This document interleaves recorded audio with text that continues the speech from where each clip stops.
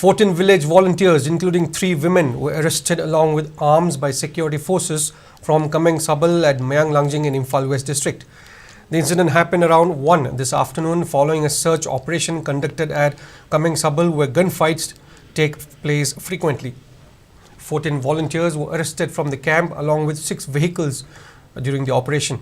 The arrested have been identified as Parimacha of Sagolban, Pari Achoba of Wangoi, Lembo of Lukar, Munal of Kameng, James of Fumlo, Kangla of Langtabal, Singsang Lakpa of Langathel, and Athoiba Liklai and Tama of Haurang Kairal, and Baby of Moidangpok.